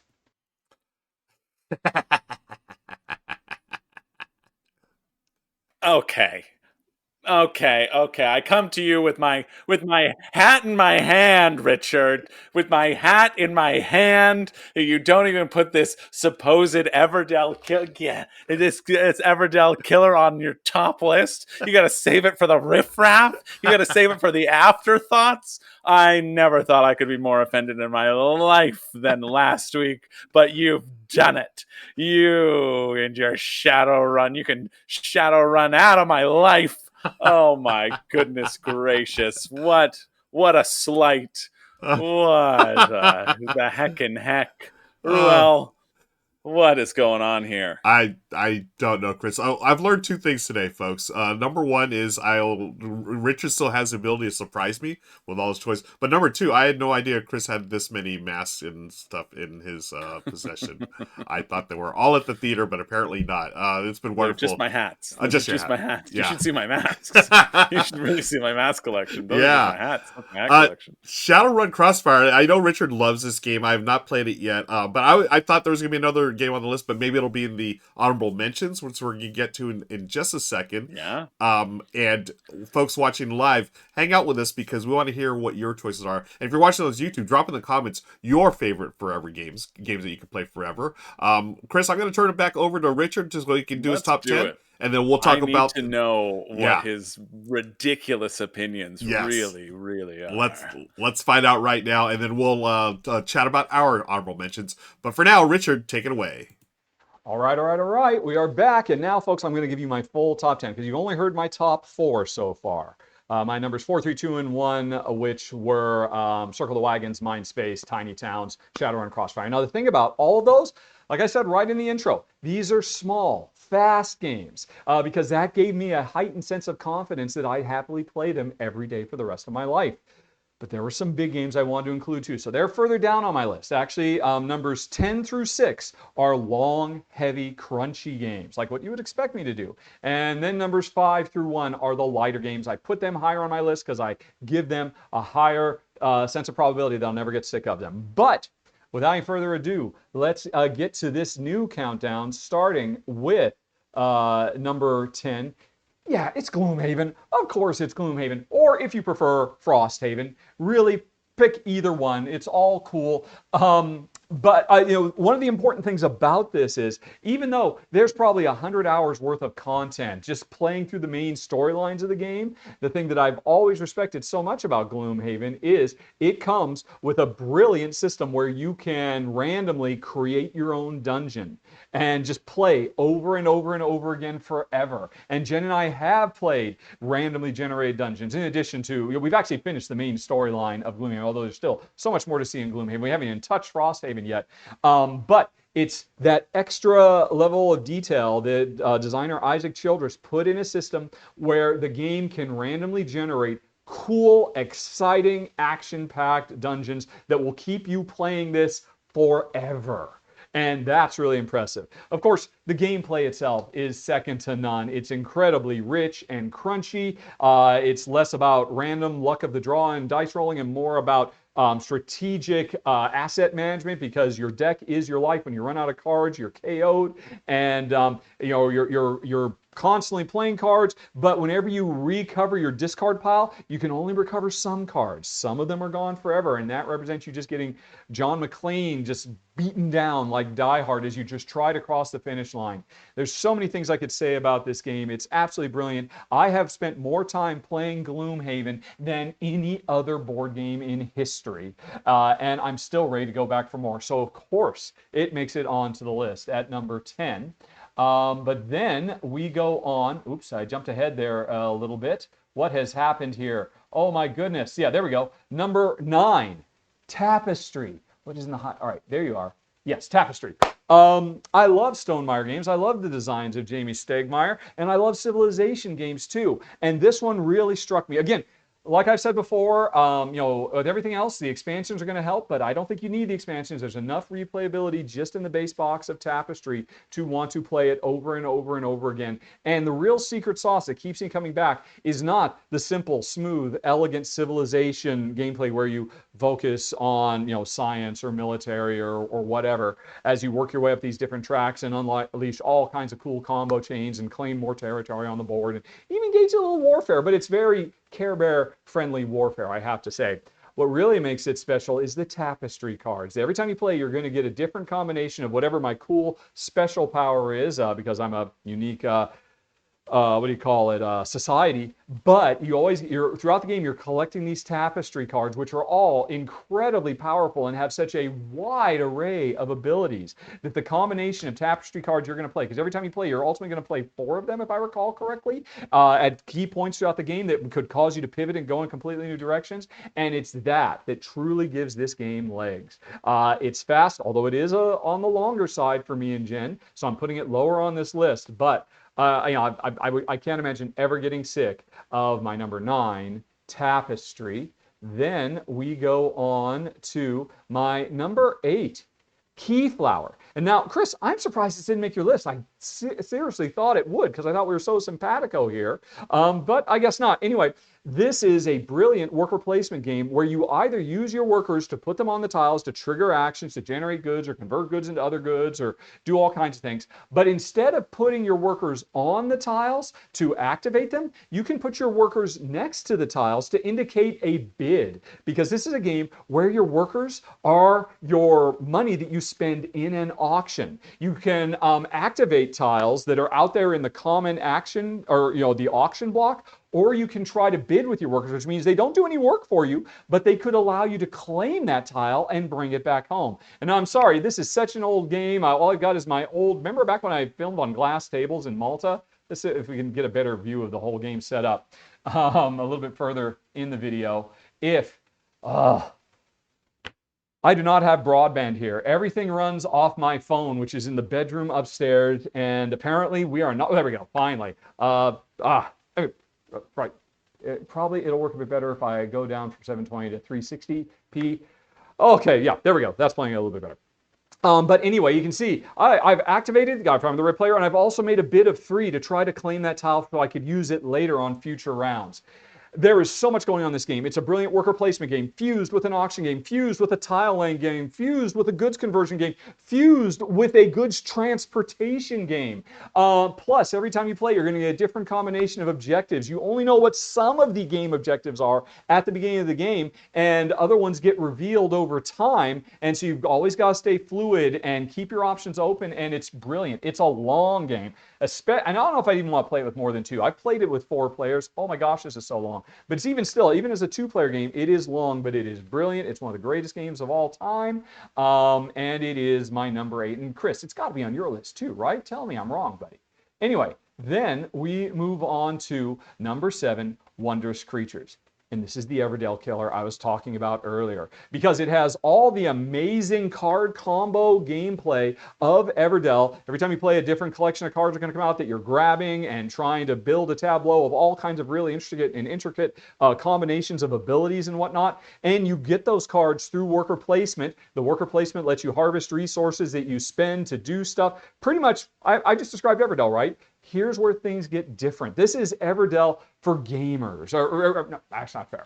Everdell is for gamers too, but Everdell is a borderline good gateway style game because you can pretty much teach anybody how to play it. The worker placement is so simple. Here, the worker placement is deep and rich and complex because your workers actually occupy 2 spaces, and when you put your worker on the board, you get to activate all the different things that are next to it. So there's this really interesting organic element that makes worker placement quite unlike anything I've ever seen.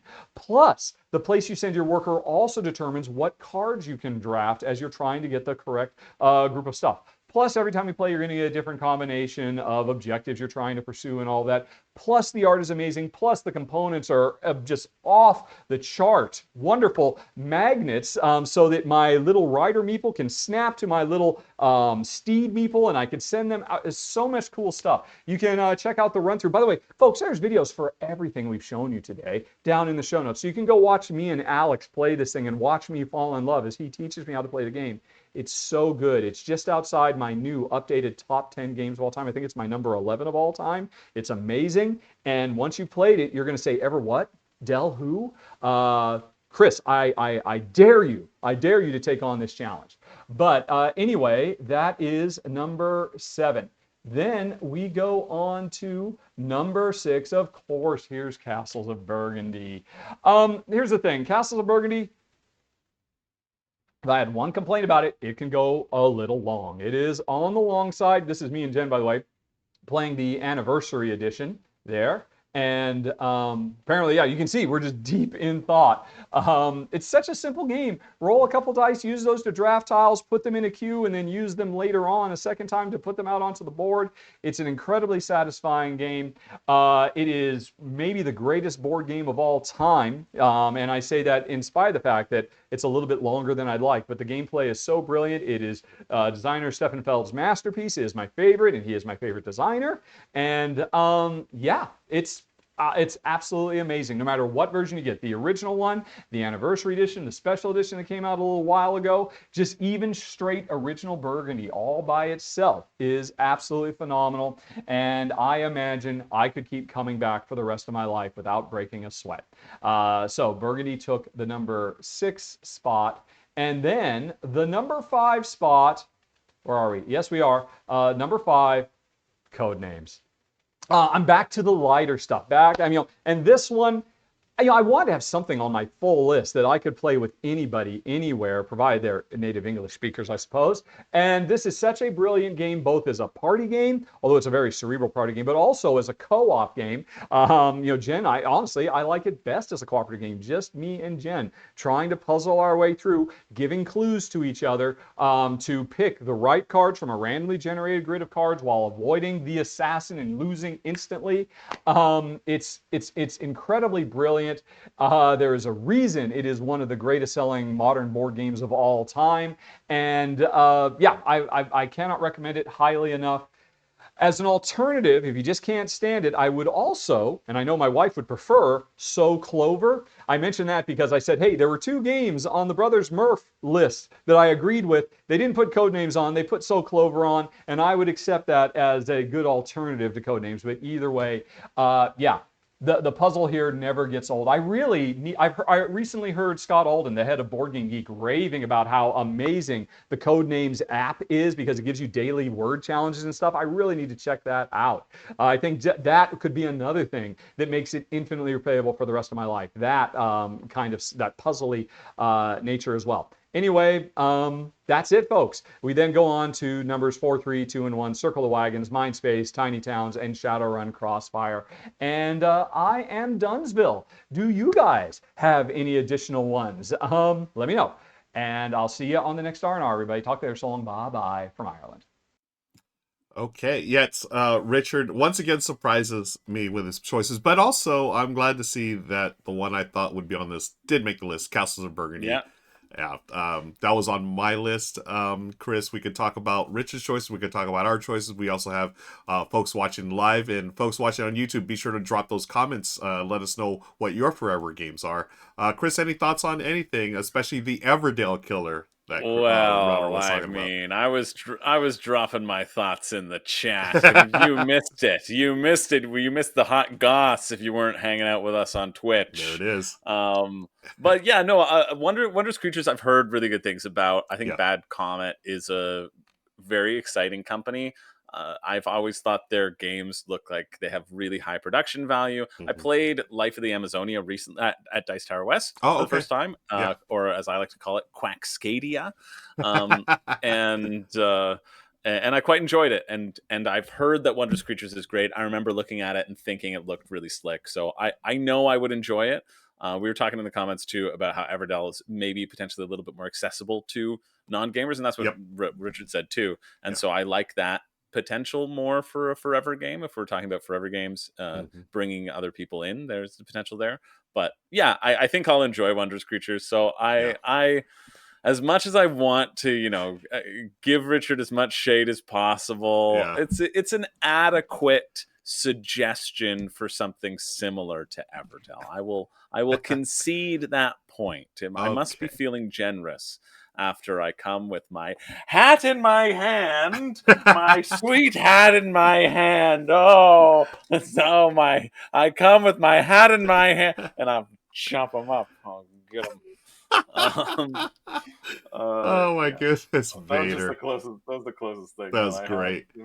Yeah, I haven't played Wondrous Creatures either, but I'm curious. As someone who's enjoyed Everdell, I'd love to see what Wondrous Creatures brings to the table. Honestly, I'm probably gonna reach out to them after this and be like, "Yo, send my way." You should. I think you should. I'd love to hear about what your thoughts are as a Everdell super fan.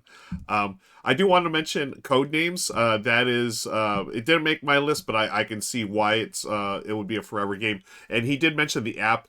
Shout out to the website as well. The website's wonderful. And Ray, for a while, she was working with CGE, and she did a lot of regular streams with them there. And shout out to Tim, who does the Monday night Codenames live show, which is fantastic. Over on Nerd and Correct, if you ever want to have some fun codename stuff. Yeah, so Codenames is a terrific one. Also want to shout out Losapalooza for the raid. Thanks, Dave. I appreciate you. Thanks. Welcome on into the show. Folks, watching YouTube, we have Twitch raids where audiences from all kinds of channels come over and join us, which is great. We really thank Dave and Losapalooza for that. One of the honorable mentions I wanted to talk about on, we haven't talked about any games from the one and only good Dr. Reiner Knizia. Yeah. I had to play them forever, I guess. Yeah. Impossible. I mean... my favorite is Samurai, but for the forever he's game, a flash in the pan. I don't think he's going to stick around. It's only been around for 25 years. Yeah, I don't think Reiner Knizia's got legs. Unfortunately, I think he's maybe a one hit wonder. One hit wonder, yeah, 700 times. I think I would the one I would put on my list would be Lost Cities. That game is just so good all the time, and it's super easy to get to the table. What about you, Chris? Did you get any other honorable mentions? Like I have a Yeah, few I more I kind of can talk about. shouted them out. Yeah, Yeah, while we were talking. I mean, I was gonna put Rising Sun on the list because again, it's my yeah, number one game, but yep, that felt like a bit of a cheat. yeah, I could play that forever though, and it's yep. just awesome. Like anything in my top 10, I could play forever, and so I really tried to Same. shy away from those because it just felt too obvious. Yeah, yeah, Um, yeah, what I found really was that concept of variability, and I think what really stood out to me is I discovered a love of tableau building, yeah, and I yeah, think that like that's been a common theme for a lot of games that I've enjoyed. But I think really when thinking about games that I would return to in terms of what aspects of variability do I like, I think I would always say drafting as my first go to, yeah, which in a sense, tableau building, you're fighting for cards in a way, but I think tableau building is sort of shooting up the charts for me yeah, for replayable mechanism that I quite like. So yeah. that was a fun discovery. Have you played the Tableau Builder Santa Monica from AEG, Josh Wood designer?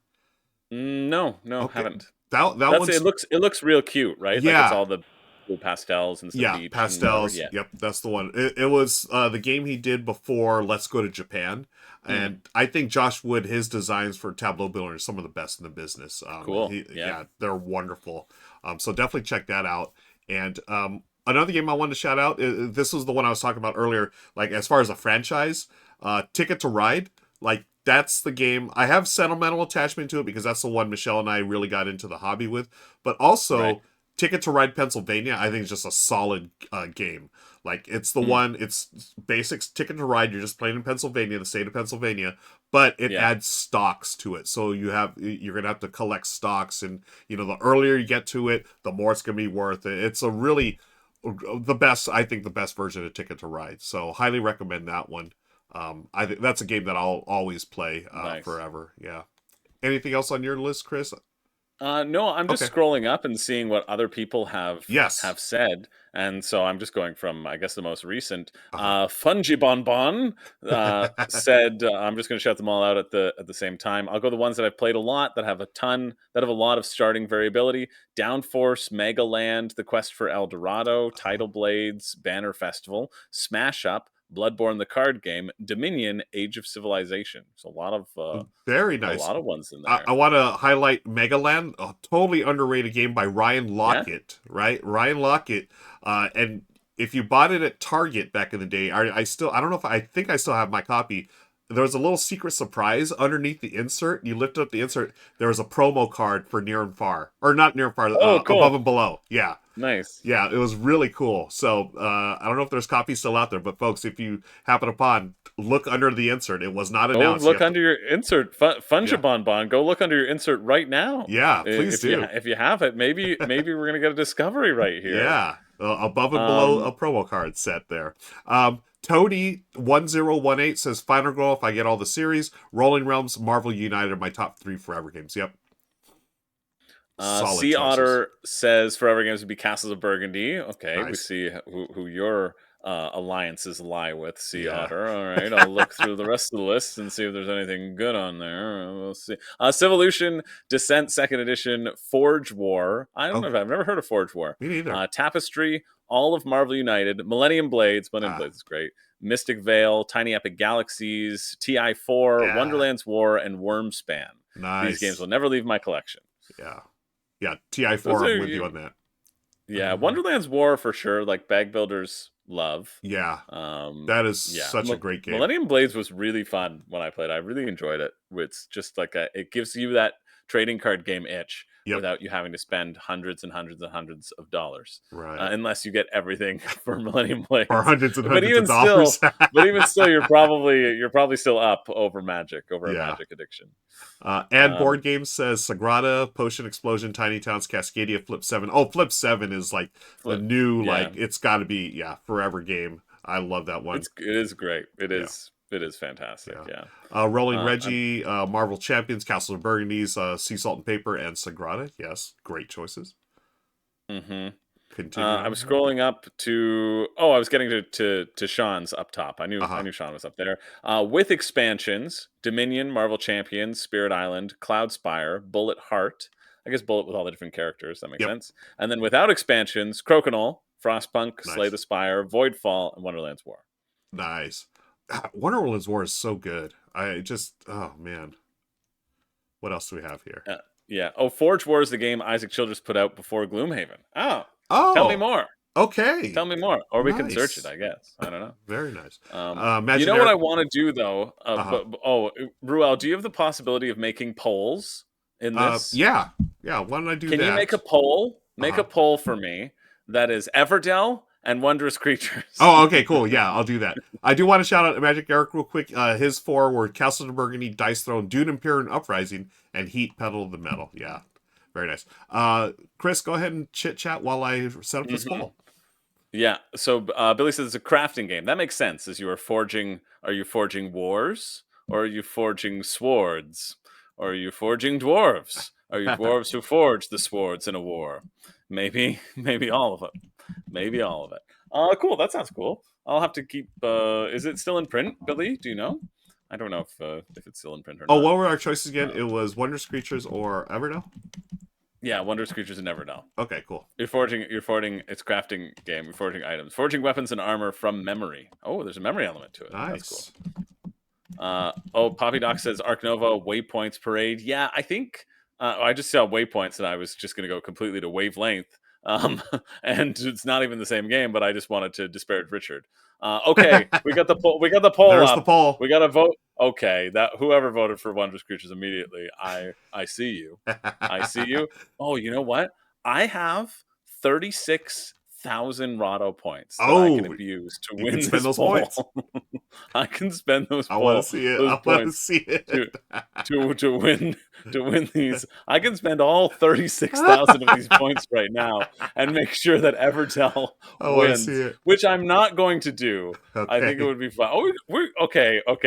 It's but close. If I'm not spending my points, I know I don't think it's fair if other people are spending their points.